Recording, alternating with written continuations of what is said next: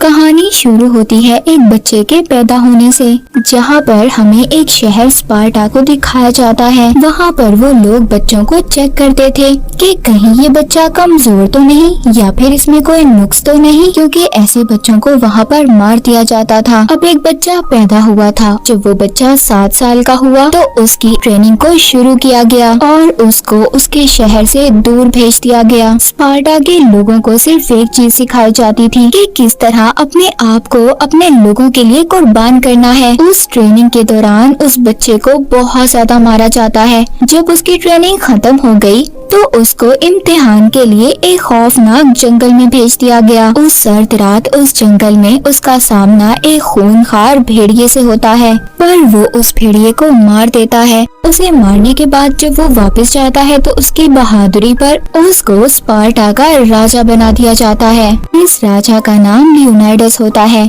इसी तरह आहिस्ता आहिस्ता वक्त गुजरता रहता है। एक दिन लियोनाइडस के पास एक सिपाही आता है, जिनके राजा के पास जंग लड़ने के लिए बहुत ज्यादा लोग थे और इनका राजा खुद को खुदा मानता था। लियोनाइडस कहता है, बोलो तुम किस काम से आए हो? सिपाही कहता है, जमीन और पानी। हमारे राजा चाहते हैं कि तुम हमारी बात को मान जाओ। लियोनाइडस कहता है, इतनी दूर से तुम ये सब करने आए हो? वो सिपाही वहाँ पर कुछ राजाओं के कटे हुए सर और उनके ताज भी लाया था, ताकि वो उन्हें दिखाकर लियोनाइडस को डरा सके। और साथ ही साथ वो सिपाही उसकी बेइज्जती भी करता है, जिस पर लियोनाइडस को गुस्सा आ जाता है। वो उस सिपाही के साथ उसके साथियों को भी मार देता है। जानता था कि अगर इनके राजा को ये बात पता चली तो वो अपनी बहुत बड़ी फौज के साथ हम पर हमला कर देगा और हमारे लोगों को मार देगा, क्योंकि लियोनाइडस के पास लड़ने के लिए इतने ज्यादा सिपाही नहीं थे। पर फिर भी उनसे लड़ना चाहता था, लेकिन वो ये फैसला खुद नहीं कर सकता था, हालांकि वो वहाँ का राजा था।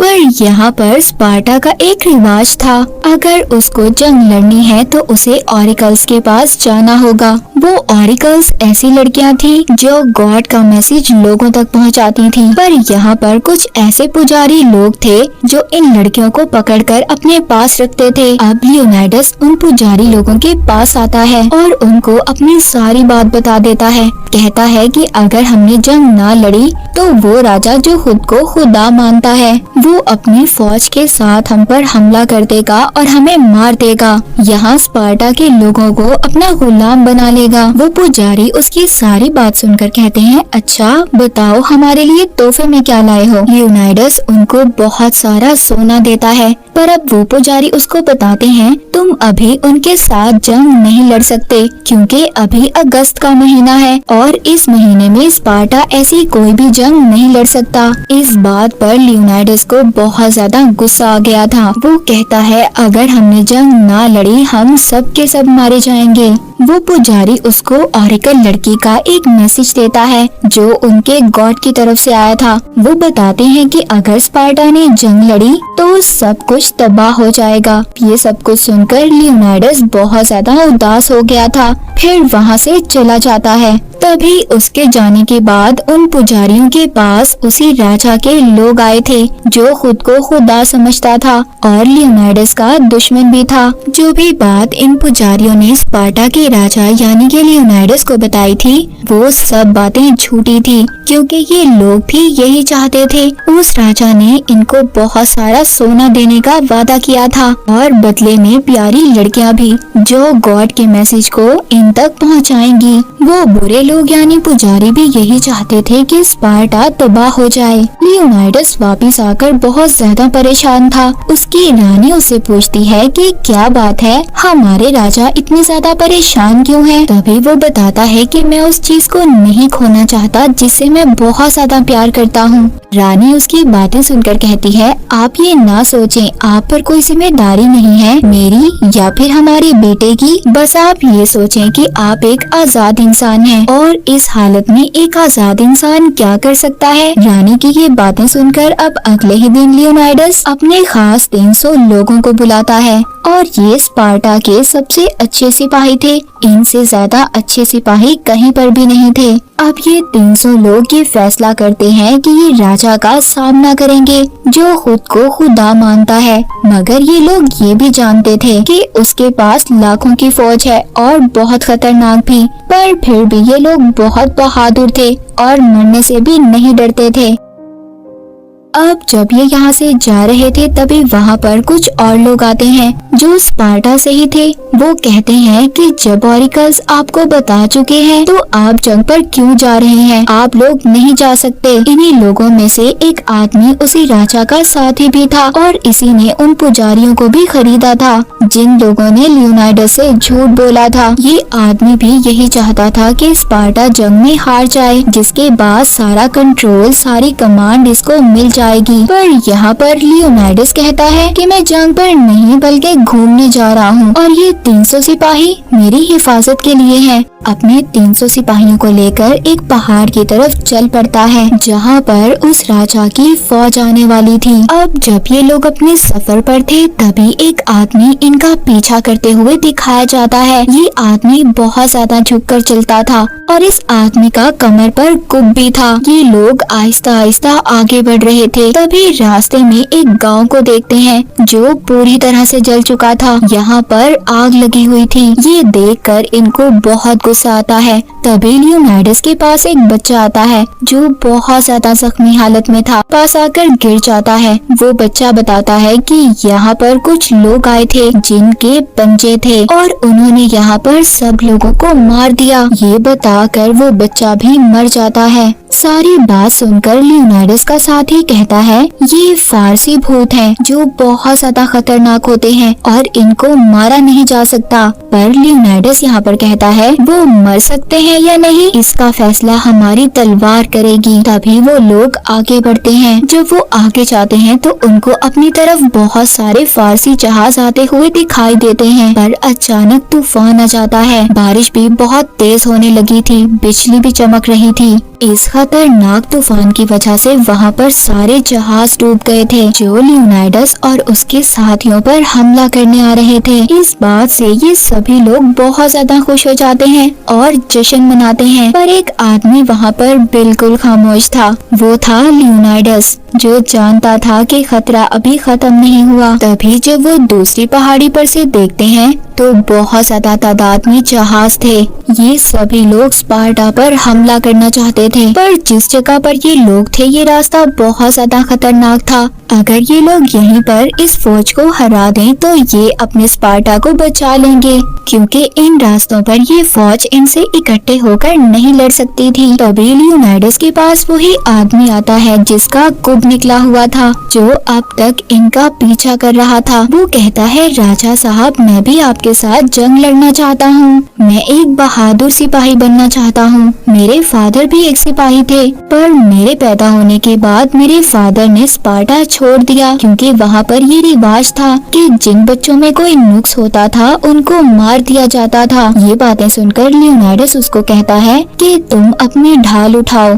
जितनी ऊपर उठा सकते हो। पर उससे ये नहीं किया जाता। वो उसको कहता है मैं तुम्हारे इस जज्बे की कदर करता हूँ मेरे दोस्त, पर तुम जंग नहीं लड़ सकते, तुम बहुत कमजोर हो। ये कहकर वो वहाँ से चला जाता है। इस बात पर उस आदमी का दिल टूट गया था। वो गुस्से में अपना सब कुछ नीचे फेंक देता है। उधर दूसरी तरफ फारसी फौज आगे बढ़ रही थी, पर ये 300 लोग बहुत ही बहादुरी से उनका मुकाबला करते हैं और उनको मार देते हैं। इनको बहुत बड़ी जीत हासिल होती है।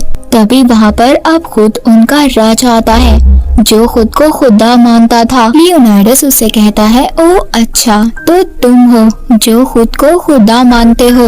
वो राजा उसकी बातें सुनकर कहता है तुम्हारे सिपाही बहुत बहादुर हैं, लेकिन तुम मेरे खिलाफ खड़े नहीं हो सकते। लियोनाइडस कहता है कि तुम्हारे पास गुलाम ज्यादा हैं और बहादुर सिपाही कम हैं। वो राजा कहता है कि मैं एक मेहरबान खुदा हूँ, तुम मेरे सामने झुक जाओ, दुनिया तुम्हारे सामने झुक जाएगी। उसकी बातें सुनकर कहता है तुम्हारे सामने झुकने का तो सवाल ही पैदा नहीं होता, और जब से तुम्हारे लोगों को मारा है मेरे घुटनों में अकड़न होने लगी है। उस राजा को लियोनाइडस की बातों पर बहुत गुस्सा आता है।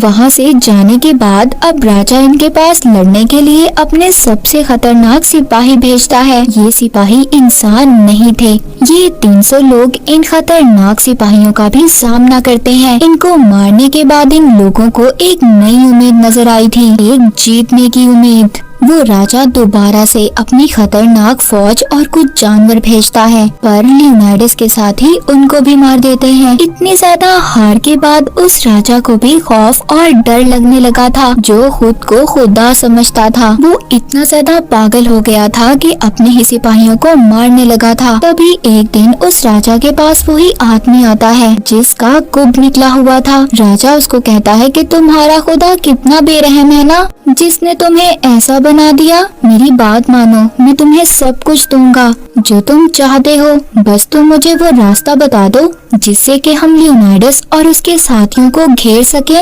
उनको पकड़ सकें। वो आदमी कहता है कि मैं सब बताऊंगा, और वो उस राजा को सब कुछ बता देता है। उधर दूसरी तरफ रानी इसी कोशिश में थी कि वो अपने राजा लियोनाइडस के पास किसी तरह फौज की मदद भेज सके, पर वहाँ पर कोई भी रानी की बात मानने को तैयार नहीं था। उधर वही आदमी जो राजा के साथ मिला हुआ था, उसको रानी अपने पास बुलाती है और कहती है, मुझे तुम्हारे वोट की जरूरत है। अगर तुम ऐसा करोगे, तुम जो मांगोगे मैं तुम्हें वो दूंगी। दरअसल उस आदमी की नजर रानी पर थी। अगली सुबह जब वोट की बारी आती है तो वो आदमी अपनी बात से मुकर गया था। वो रानी पर गलत इल्जाम भी लगाता है। रानी को इस पर बहुत गुस्सा आ रहा था। वो एक चाकू से उस आदमी को वहीं पर मार देती है। तभी उस आदमी के पास से कुछ सोने के सिक्के निकलते हैं, जिस पर उसी राजा की तस्वीर बनी हुई थी जो खुद को खुदा समझता था। सब ये समझ गए थे कि ये उस राजा से मिला हुआ था जो सबका दुश्मन था। सब इस आदमी को गद्दार कहते हैं और रानी की सच्चाई भी साबित हो जाती है। उधर दूसरी तरफ वो आदमी जिसका गुब निकला हुआ था, वो राजा की फौज को वो रास्ता दिखा देता है जिससे लियोनाइडस और उसके साथियों को पकड़ा जा सकता था। तभी एक आदमी लियोनाइडस के पास आता है और कहता है, जल्दी यहाँ से भागो, हम लोगों को चारों तरफ से घेर लिया गया है।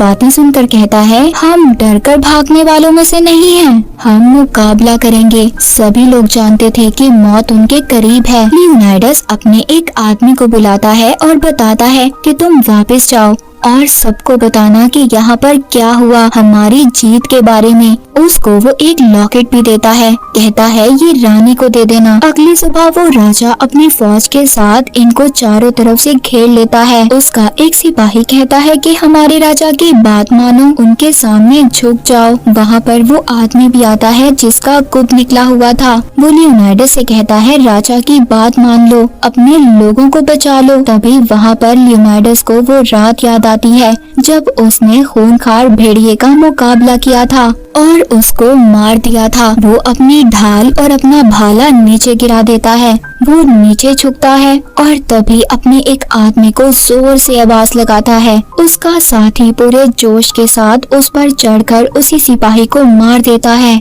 वो कह रहा था कि हमारे राजा की बात मान लो। राजा भी सबको हुक्म देता है कि सबको मार दो। चारों तरफ से उन पर तीर चलना शुरू हो जाते हैं। लियोनाइडस भी अपना हथियार राजा की तरफ फेंकता है, जिससे उसकी गाल से खून निकलना शुरू हो जाता है। पर अब भी लियोनाइडस और उसके साथी उस राजा के सामने नहीं झुकते, बल्कि अपनी जीत के जज्बे के साथ शहीद हो जाते हैं। वो साथी जिसको लियोनाइडस ने अपना लॉकेट दिया था, वो आकर रानी को देता है। रानी भी देखकर समझ गई थी कि उसका राजा लियोनाइडस इस दुनिया में नहीं रहा। वो आदमी उन लोगों के पास जाता है जो कभी भी राजा की मदद करने के लिए तैयार ही नहीं हुए। वो कहता है, हमारे राजा को जीत नहीं चाहिए थी, बस वो किसी के सामने झुकना नहीं चाहते थे। बस उनकी ये ख्वाहिश थी कि उनको याद रखा जाए। इसके बाद मूवी के आखिरी सीन में हमें दिखाया जाता है लियोनाइडस राजा का वो साथी जो वापस आ गया था। वो ये कहानी अपने 10,000 सिपाहियों को सुना रहा था कि किस तरह उनके राजा ने बहादुरी से सबका सामना किया। इनके सामने उस राजा की फौज थी जो खुद को खुदा समझता था। वो सिपाही कहता है, अभी भी इस फौज के दिल के अंदर हमारे 300 लोगों का डर मौजूद है। इन पर हमला कर दो और इनको मार दो। वो उनकी तरफ बढ़ते हैं। वो अपने राजा लियोनाइडस का बदला लेना चाहते थे। और इसी के साथ ये मूवी यहीं पर खत्म हो जाती है।